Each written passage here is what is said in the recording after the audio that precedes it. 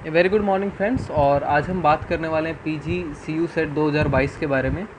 I think आपका जो है जीपेट 2022 का रिजल्ट आ गया, क्योंकि मैं अभी कमेंट्स देख रहा था तो बहुत सारे कमेंट्स में एडमिशन के लिए जो है वो क्वेरीज थी। तो I think I can't answer all the comments because it is more than I think 100 and 150, so it is more difficult to answer each and every comment.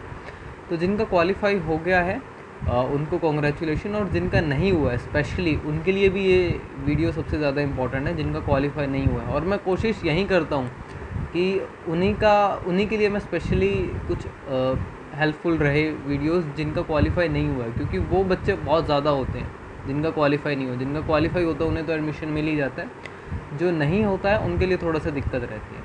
लेकिन फिर वो इंस्टीट्यूशनल एग्ज़ाम्स हैं बहुत सारे जिनको वो दे के अपना एडमिशन ले सकते हैं। तो ऐसा कोई बड़ा इशू नहीं हुआ है कि एग्ज़ाम नहीं हुआ है, तो आपको थोड़ा सा पॉजिटिव रहना पड़ेगा और आगे देखना पड़ेगा। जब आप पीजी सीयू सेट की बात करते हैं तो ये दोनों के लिए इम्पॉर्टेंट है, जिनका जीपेट क्वालिफाइड हुआ है या जिनका जीपेट क्वालिफाइड नहीं है।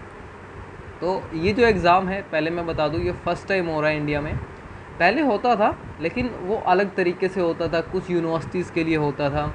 और अब इसमें देखेंगे आप डिफरेंट कोर्सेज़ हैं, चाहे वो एमटेक है, ऑलमोस्ट हर पीजी कोर्स, चाहे वो कॉमर्स का हो, आर्ट्स से रिलेटेड हो, साइंस से रिलेटेड हो, इंजीनियरिंग से रिलेटेड हो, वेटनरी साइंस से रिलेटेड हो, कहीं से भी रिलेटेड हो, आपका एडमिशन इसी के थ्रू होने वाला है। तो ये एक बहुत, और आप इसके सेंटर्स को जब आप देखेंगे तो लगेगा पूरा इंडिया ही सेंटर्स में डाल दिया। तो सबसे पहले पीजी सीयू सेट के बारे में थोड़ा सा बता दूं, क्योंकि पहली बार हो रहा है और यहाँ पर मैं फार्मा के रिगार्डिंग जो है वो बात करने वाला हूँ। तो able to take admission in various course through a single exam. पहले क्या होता था कि आपको अलग अलग कोर्स के लिए एडमिशन आपको एग्ज़ाम देना पड़ता था। जैसे आपको डीयू में एडमिशन लेना है तो आपको अलग से उनका पढ़ना पड़ेगा, अलग सिलेबस, फिर अलग वो। जेएनयू में एडमिशन लेना है फिर से आपको अलग पढ़ना पड़ता है। तो ये सारा कुछ जो था मोस्टली एमएससी एमटेक का था, लेकिन सब कुछ अब एक ही एग्ज़ाम के थ्रू कर दिया गया है। क्योंकि पहली बात तो एग्ज़ाम फ़ीस बहुत ज़्यादा स्टूडेंट को पे करना पड़ता था, और सबसे मोस्ट इम्पॉर्टेंट सिलेबस किसी भी इंस्टीट्यूट का बिल्कुल मैच नहीं होता था। आप जेएनयू दिल्ली यूनिवर्सिटी का सिलेबस उठा के देखेंगे या बीएचयू का सिलेबस उठा के देखते तो आपको बिल्कुल अलग दिखाई देता। तो इसलिए एक करा गया है। इसके थ्रू आप एमएससी, एमटेक, एम फार्मा और इन्हीं में दूसरी स्ट्रीम से, जैसे आप MSc botany, zoology, biotechnology, MTech biotechnology, तो इनमें भी आप एडमिशन ले सकते हैं और अप्लाई कर सकते हैं। मोर देन 40 यूनिवर्सिटीज़ इसमें पार्टिसिपेट कर रही हैं, और काफ़ी अच्छी अच्छी यूनिवर्सिटीज़ भी हैं, जिसमें कुछ सेंट्रल यूनिवर्सिटीज़ हैं, स्टेट यूनिवर्सिटीज़ हैं, डीम्ड यूनिवर्सिटीज़ हैं। तो वो सभी हैं, कुछ के नाम मैंने यहाँ पर मेंशन किया है, लेकिन इनके अलावा बहुत सारी हैं। JNU, BHU, Manipur, Mahatma Gandhi central university है, university of Hyderabad, APJ Abdul Kalam technical university. एक ये मैं इस पे पहले वीडियो आपका बना चुका था, डॉक्टर हरि सिंह गौर विश्वविद्यालय, जिसे आप सागर यूनिवर्सिटी के नाम से भी जानते हैं। तो इसमें भी अब एडमिशन जो है वो इसके थ्रू होगा। जो पिछली वीडियो में मैंने जो भी बताया, अब उसके थ्रू एडमिशन नहीं होगा, वो यहाँ सीयू सेट के थ्रू एडमिशन होगा। तो ये आपको इस तरीके से थोड़ा ध्यान रखना पड़ेगा।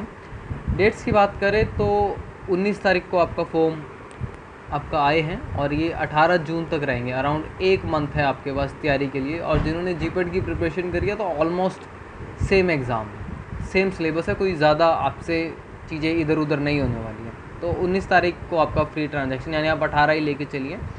तो यहाँ पर आपको होगा क्या, जैसे मान लेते हैं किसी स्टूडेंट को डाउट है कि उसका फार्मा में अच्छा नहीं है, या किसी को चेंज ही करना है, किसी को एमएससी या एमटेक में जाना है, तो वो क्या करेगा, वो फार्मा के लिए जो भी आपकी स्ट्रीम्स हैं उनके लिए तो फॉर्म भरेगा ही, चाहे वो सूटिक्स है, केमिस्ट्री है, जो भी है। एम फार्मा के लिए फॉर्म भरेगा, और एमएससी में चाहे वो जूलॉजी के लिए भर दे, माइक्रोबायोलॉजी के लिए भर दे, मॉलिक्यूलर मेडिसिन के लिए भर सकता है, मॉलिक्यूलर बायोलॉजी के लिए भर सकता है, बायो इन्फॉर्मेटिक्स के लिए भर सकता है।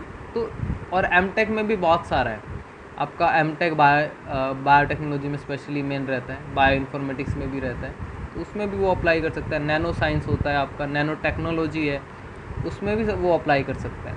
तो आप अगर आप सिंगल सब्जेक्ट में अप्लाई कर रहे हैं तो आपको 800 रुपीज़ देना पड़ेगा जनरल के लिए। और अब आप जितना एक्स्ट्रा फॉर्म भरते जाएंगे, मान लिया आपने पहले फार्मा के लिए भरा तो आपको 800 रुपये है, उसके बाद आप एमएससी में अलग अलग कोर्सेज़ के लिए भर रहे हैं तो आपको 200 रुपीज़ एक्स्ट्रा आपके ऐड होते जाएंगे। इसी तरीके से ओबीसी जो है जनरल ईडब्ल्यूएस है तो उनके लिए 600 और 150 रुपये आपका ऐड ऑन होता जाएगा। SC ST थर्ड जेंडर के लिए 550 और आपका 150 रुपये ऐड होता जाएगा। और PWD उनके लिए 500 प्लस 150 वो ऐड होता जाएगा। तो आप जितना एक्स्ट्रा पेपर डालते जाएंगे उतना आपका जो है अमाउंट बढ़ता जाएगा। और ये बात आपको याद थोड़ा सा ध्यान रखना है कि आप इतने एक्स्ट्रा ना डाल दें, क्योंकि एग्ज़ाम 2 या 3 दिन में कंडक्ट होगा कि आपका जो एग्ज़ाम है वो आपका एक ही साथ कोइंसाइड कर जाए कि उसी शिफ्ट में वहीं एग्ज़ाम है और उसी शिफ्ट में कोई दूसरा एग्ज़ाम है। तो आपको थोड़ा सा इस तरीके से देखना है कि आप 2-3 ही डालें, इससे ज़्यादा ना डालें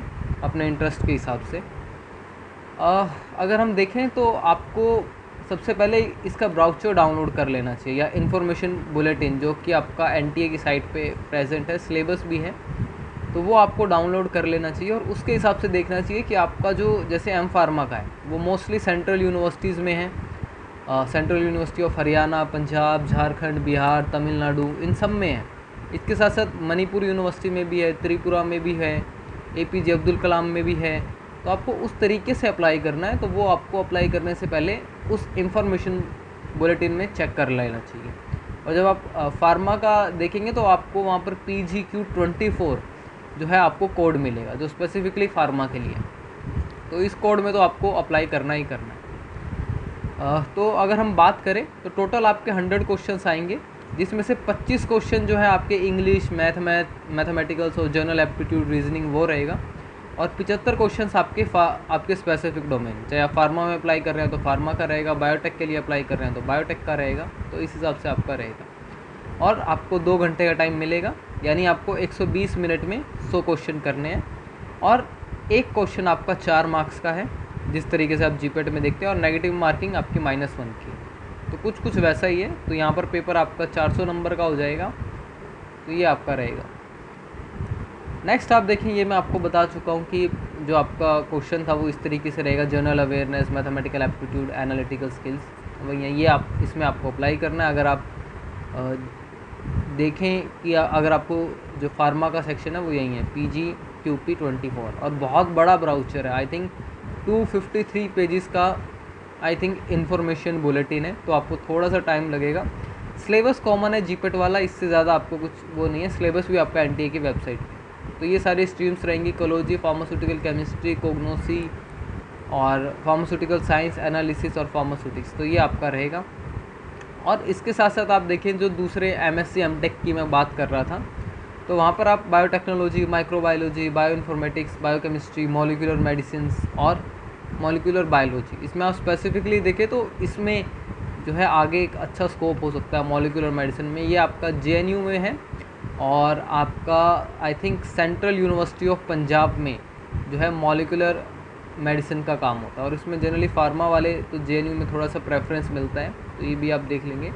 और जीपेट और गेट क्वालिफाइड जो है उनको थोड़ा सा प्रेफरेंस रहेगा जैसे पहले रहता है, लेकिन आप अच्छा स्कोर करेंगे तो आपका एडमिशन हो जाएगा। तो ये सब आपका PGCU सेट के बारे में था 2022 में। तो आपको थोड़ा सा टाइम भी है कि आप अच्छे से इम्प्रूव कर सकते हैं। और स्पेसिफिकली जब भी आपके 2 पार्ट्स आते हैं, A और B, तो मैं आपको बताऊं जिसकी कमांड B पर अच्छी है तो वो स्पेसिफिकली आगे निकल जाता है, क्योंकि 75 क्वेश्चंस हैं और आपको अटैम्प्ट ही 75 करने हैं। कोई आपको ऑप्शन ऐसा नहीं है कि आप इतना कुछ छोड़ के आ सकते हैं। और कुछ लोग जैसे A है या कुछ लोग नाइपर के लिए भी प्रिपेयर कर रहे हैं, उनको किसी और में अप्लाई करना है तो उनको फ़ायदा रहता है। तो ये आप जो 75 क्वेश्चन है इनको ज़्यादा टारगेट करेंगे तो आपके लिए बेटर रहेगा। हाँ, इंग्लिश अवेयरनेस, अगर आपको मैथ से डर लगता है तो आप रीजनिंग कर लीजिए।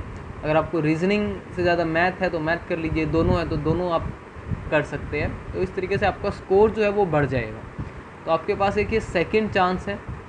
मैं कहूँगा एक जीपेट का अल्टरनेट, पहले मैं गेट और गेट बी को बोलता था, लेकिन अब शायद वो गेट बी तो मुश्किल ही होगा क्योंकि इसी के थ्रू एडमिशन बायोटेक में हो रहा है। तो ये आपका रहेगा PGCU सेट के बारे में। So I think it's enough to inform about you. Thank you so much.